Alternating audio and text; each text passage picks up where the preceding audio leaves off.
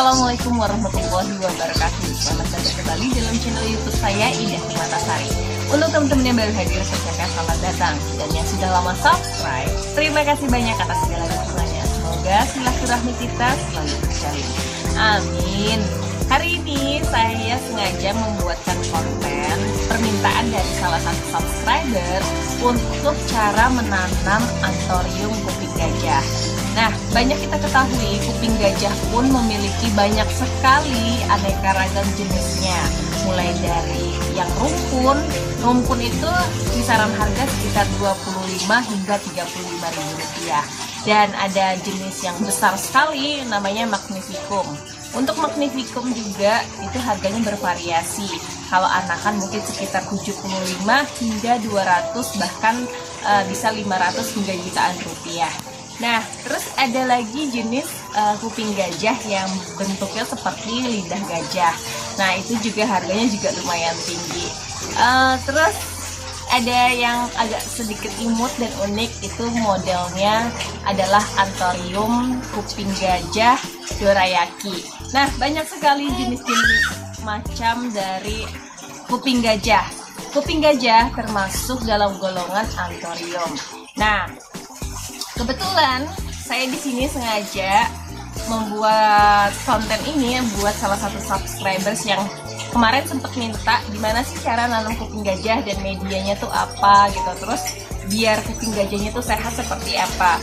Kebetulan saya kemarin nemu kuping gajah yang dijual di salah satu rumah, dan sengaja saya nggak pakai import karena saya memang kepengen buat repotting kembali untuk kuping gajah yang saya miliki.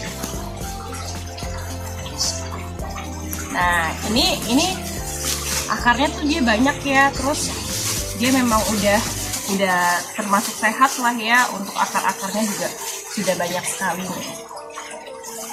Nah, sekarang yang saya siapkan adalah media pot tentunya. Nah, juga untuk pada dasar pot saya memberikan gabus atau styrofoam yang bertujuan untuk membuat dari porosnya itu baik. Jadi sirkulasi air ketika kita menaruh styrofoam ini akan jauh lebih baik dan lebih lancar dibandingkan dengan tanahnya saja. Nah, untuk media tanah yang saya gunakan, kebetulan saya kan sering stok ya untuk fermentasi dari pupuk atau media tanah. Yang media tanah ini terdiri dari sekam bakar, terus ada sekam mentah, ada pupuk kandang, dan juga ada kokopitnya juga. Terus saya juga menaruhkan pasir malang, itu yang sering saya gunakan karena media tanah yang saya buat itu saya tujukan untuk tanaman-tanaman saya, contohnya seperti aglonema, philodendron, terus ada anthurium, dan mungkin sejenis-jenis tanaman lainnya. Karena media tanah yang saya gunakan pupuk kandang itu tetap untuk menjaga nutrisi atau memberikan nutrisi kepada tanaman. Dan untuk sekam bakar itu bertujuan dia kalau sekam mentah saja dia tidak mudah hancur, tapi kalau sekam bakar dia mudah hancur. Jadi lebih biar ada pupuknya gitu ya. Terus kalau untuk sekam mentahnya itu dia menjaga poros agar tanah kalau cuma pupuk kandangnya saja atau mungkin ada tanah liat itu agak sedikit mengeras, dan kalau mengeras sirkulasi air pun tidak baik. Makanya harus saya campurkan dengan sekam mentah. Dan untuk kokopit saya gunakan untuk menjaga kelembapan tanah. Jadi untuk penyiramannya kalau kita berikan kokopit itu tidak harus setiap hari, jadi boleh 2 hari hingga 3 hari sekali. Ketika tanah ini sudah mulai kering baru bisa kita siramkan lagi. Nah, langsung saja ya gimana cara kita menanam agar kuping gajah ini tumbuh dengan baik dan juga media tanahnya pun juga baik. Karena saya sudah menyediakan pot dan juga styrofoam, jadi kita langsung saja. Kebetulan di sini sudah ada tanahnya. Kalau bisa, kalau yang mau repotting itu kalau karena saya ini langsung ya, jadi saya tidak memberikan B1 lagi. Mungkin nanti pada saat penyiraman minggu depan atau 2 hari lagi atau 3 hari lagi. Nah, ini tanahnya kita atur sesuai dengan tinggi dari tanaman.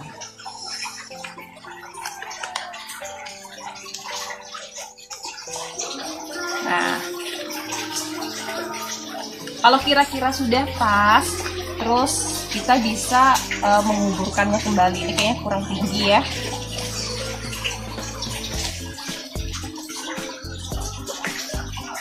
Nah, sudah pas, lalu kita masukkan. Sebetulnya untuk menanam ini biasa aja ya, cara menanam tuh termasuk mudah lah kalau menurut saya.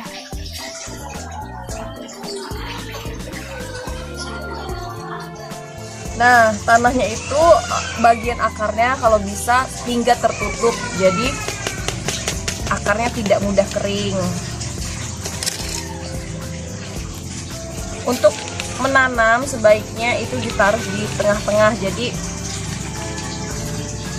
bentuknya pun juga cantik kalau misalkan kita taruh di tengah. Kita nggak perlu neken-nekennya, karena kalau kita memang sudah benar untuk menanamnya, itu pastinya sudah sesuai dengan cara menanam. Nah, ini yang sering saya lakukan, lalu kita tinggal menghentak-hentakannya saja. Jadi kalau kurang masih kita bisa tambahin lagi.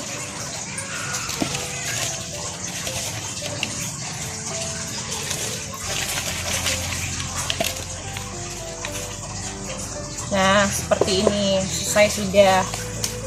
Nah, ini jenis kuping gajah yang saya miliki ini kuping gajah berdaun lebar. Jadi nantinya dia akan lebar ya. Mungkin ini baru anakan.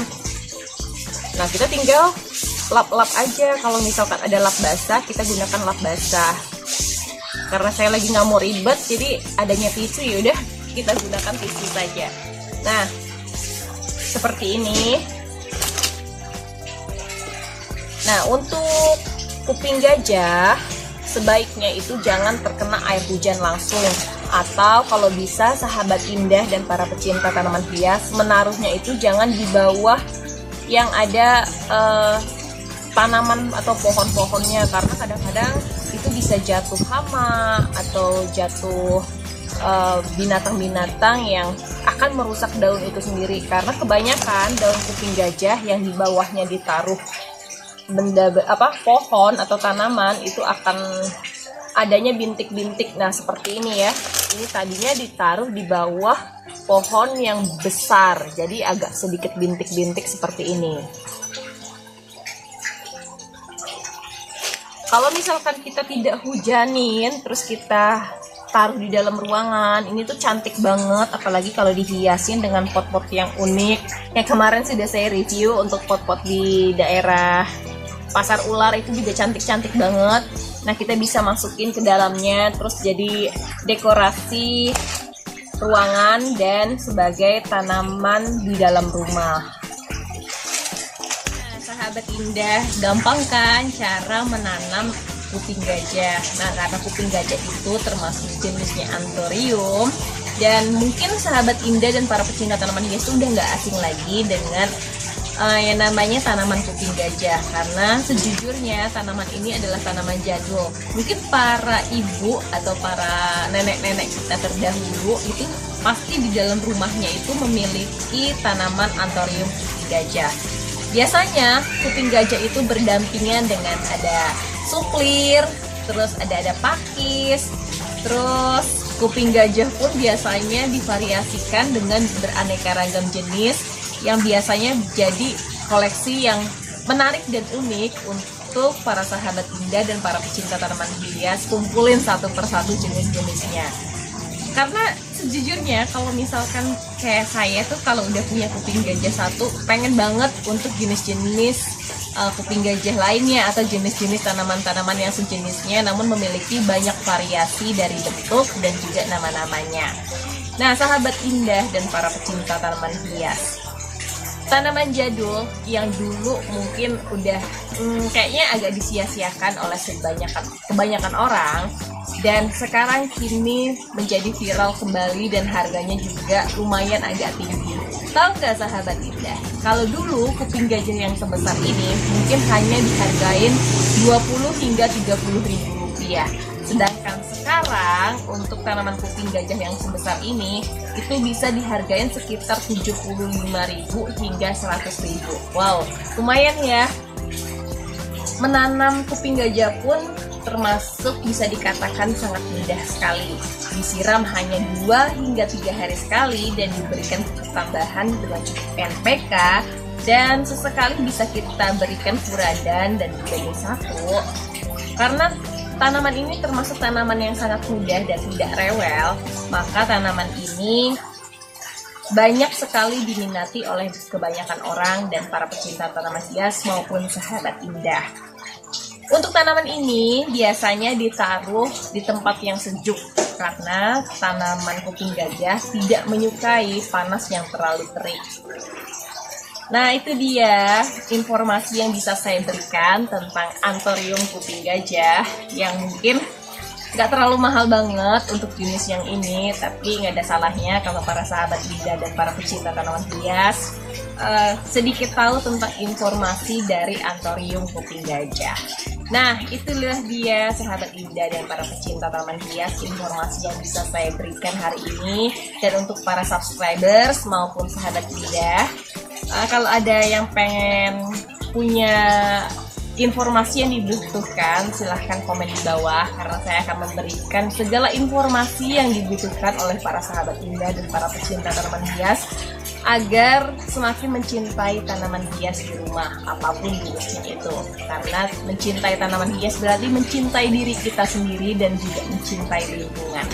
Waktunya untuk saya undur diri, mohon maaf bila ada salah kata, tindakan, ucapan, perlakuan yang kurang berkenan. Semoga dibukakan pintu maaf yang sebesar-besarnya.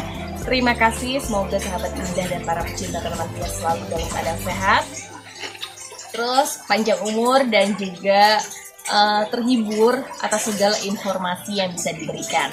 Terima kasih. Wassalamualaikum warahmatullahi wabarakatuh. Jangan lupa like, comment, share, and subscribe. Thank you.